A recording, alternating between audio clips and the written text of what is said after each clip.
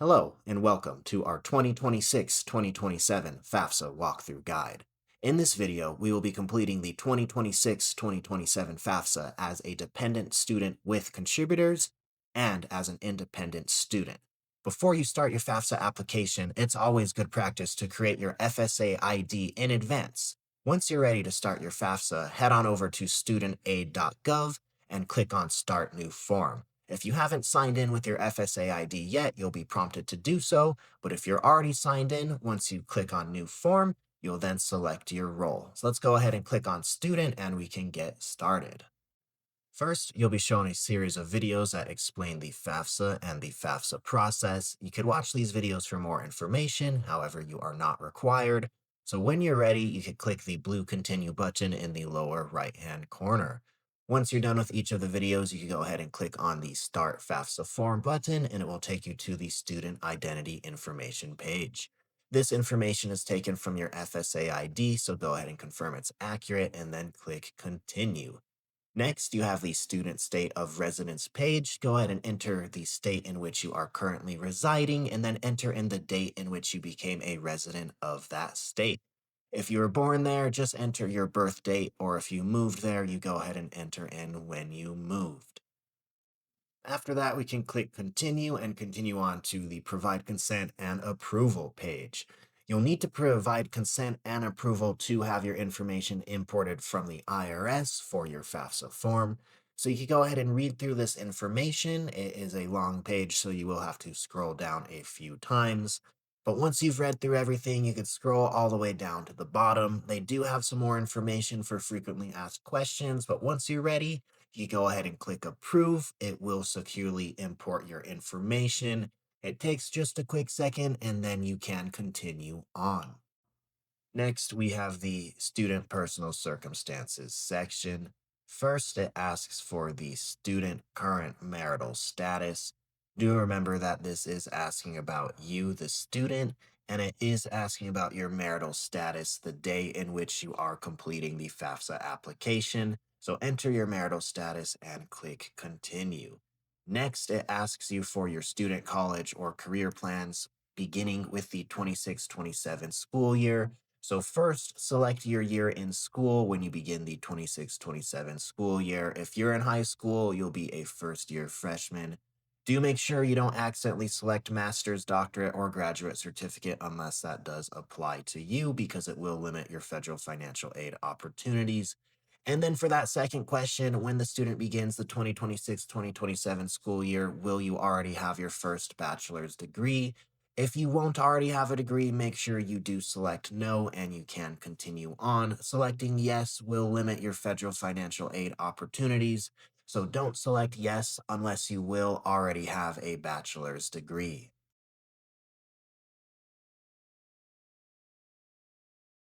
Next, we have the student personal circumstances checklist. Make sure you do read through each of these and select all that apply. Or if none apply, you can check off none of these apply at the bottom and you can continue on.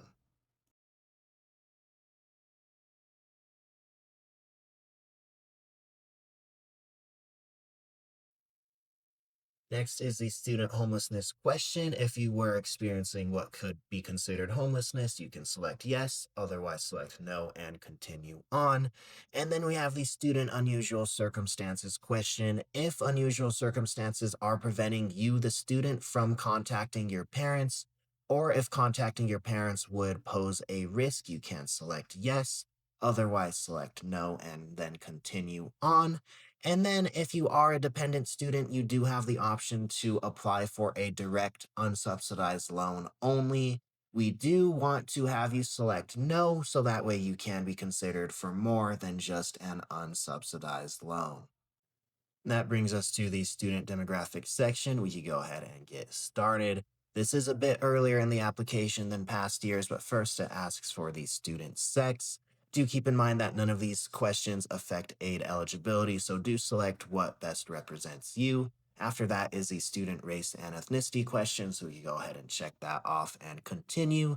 And then it has us select our student citizenship question.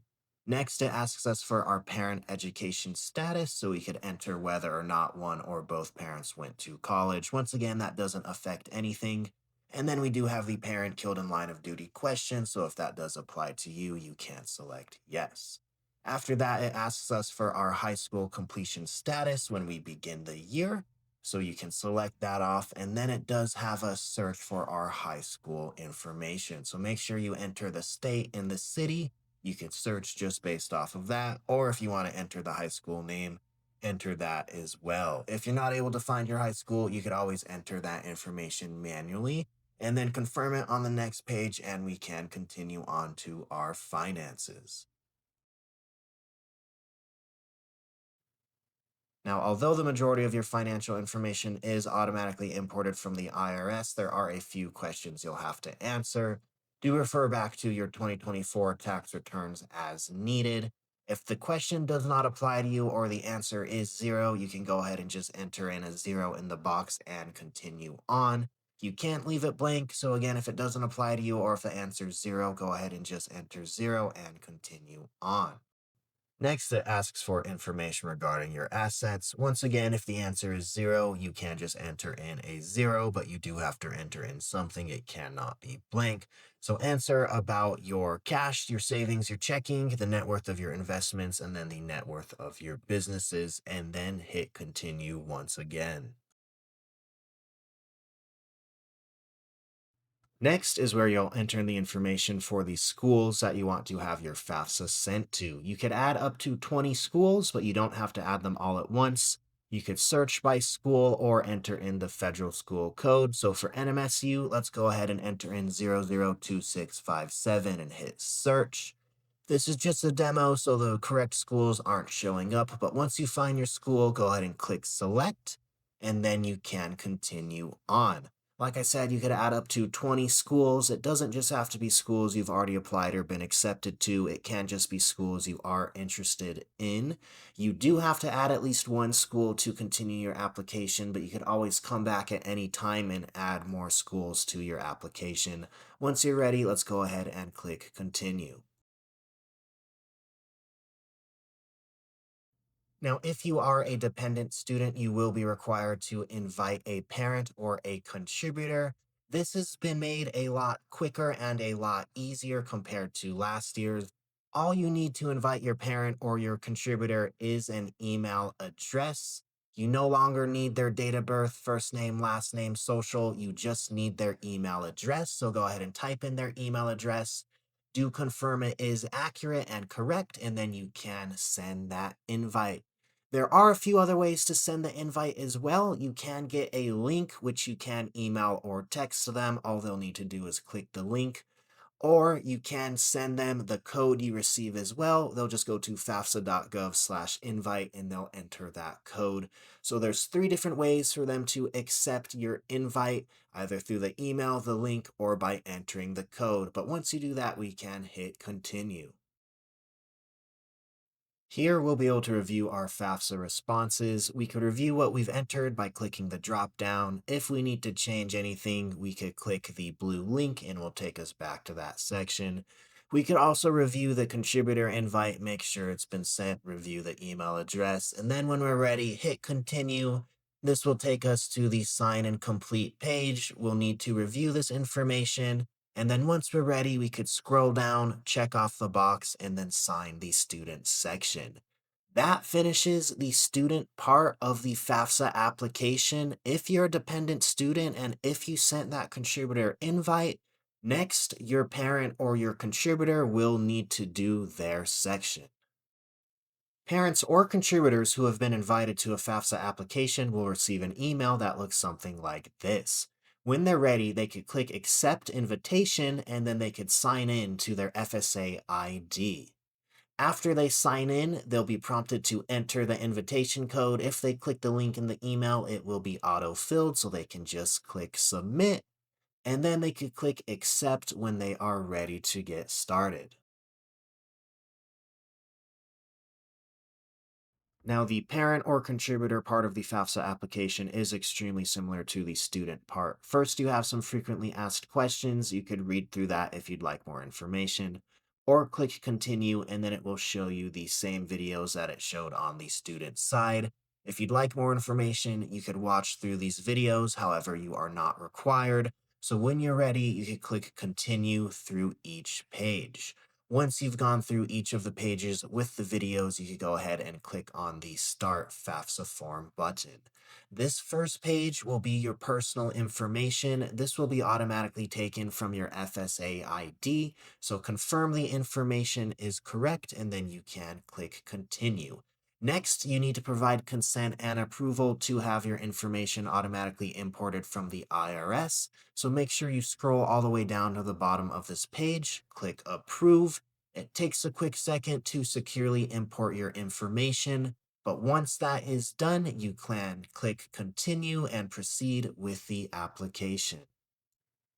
After that is the parent demographics section, beginning with the parent marital status. Make sure you do select your marital status as it is the day in which you are completing the application. Next, you'll select the state in which you are currently residing in, and then you enter in the date in which you became a resident. If you moved to that state, enter the date when you moved there, or if you were born there, you could just enter your birth date.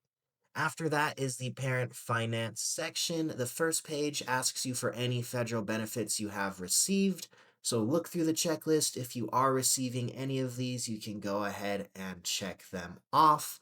If you're not receiving any or none of these apply, you could just click none of these apply and continue on. After that, it will ask you if your family size is different from the number of individuals claimed on your tax return. To see what that number is, you could select yes. It will tell you what your family size is.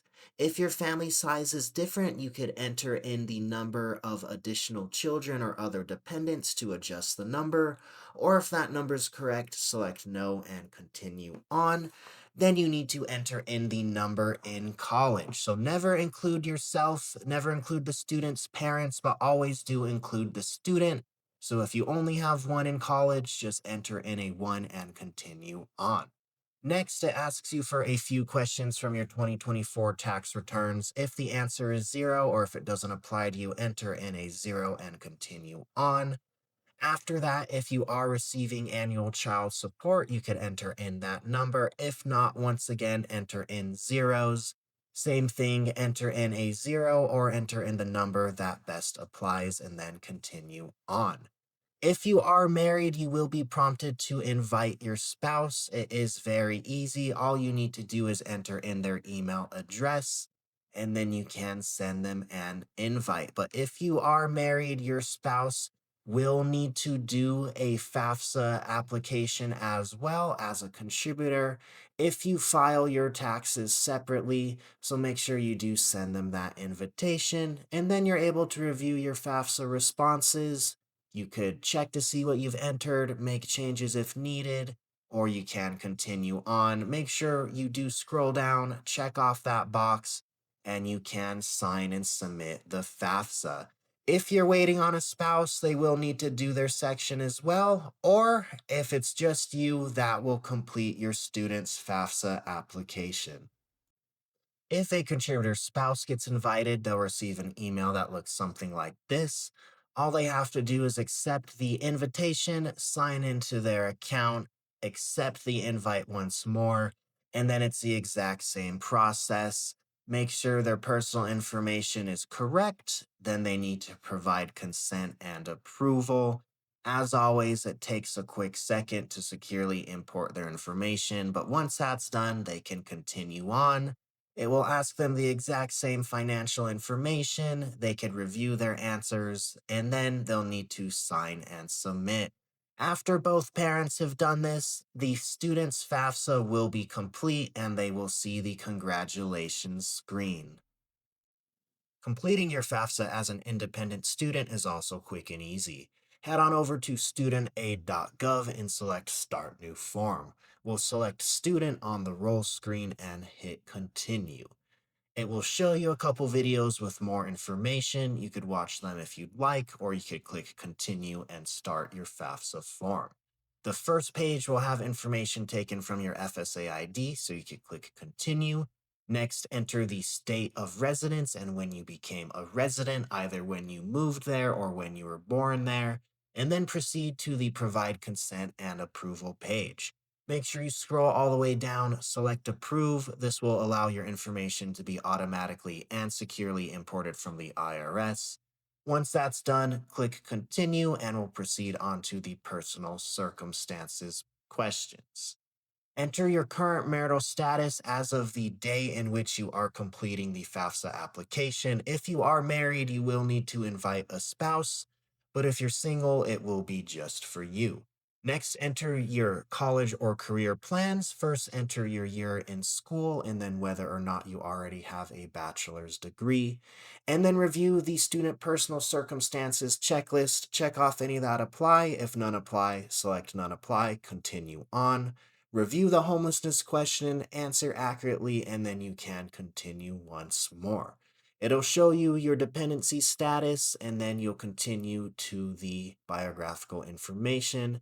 Enter your sex, your race, your ethnicity, and then your citizenship status. After that, it will ask you for your parent education status. All of these questions are just data collection. They don't affect your eligibility for aid. And then answer the parent killed in line of duty question, followed by the student high school completion status. You will need to search for your high school, so enter the state and the city, and then you could search for your school. Check that off, hit continue, and then continue once more. Next, we'll do the finances section. First, we'll have the federal benefits received checklist. Make sure you review the list, check off any that apply to you. If none apply or you aren't receiving any of them, you'll just check off none of these apply and continue on.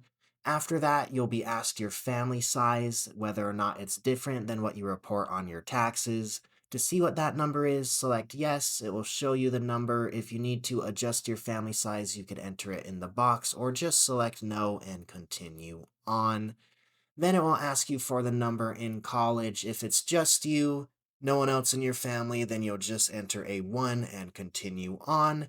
Then it does ask you a couple questions from your 2024 tax returns. If the answer is 0 or the question doesn't apply to you, you could just enter in a 0 and continue on. You can't leave it blank. You do have to enter zeros. Same thing with the next page. It asks you about whether or not you receive child support and some questions about your assets.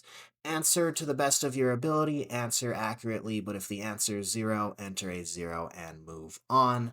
After that, you need to add schools to have your FAFSA sent to. You could add NMSU with our federal code 002657. You could add up to 20 schools. You could always come back and add more schools, but you have to add at least one school to continue with your application. After that, you have a chance to review all of your responses. If you need to make changes, you could do that or hit continue. Finally, you'll sign and you'll submit your FAFSA application. Check that off, click sign and submit, and you will have completed your FAFSA form. Super quick and easy as an independent student. You get the congratulations screen. You could review some initial information. That's it for our 2026-2027 FAFSA walkthrough guide. You could always find more information at studentaid.gov. Thanks for watching. Go Aggies.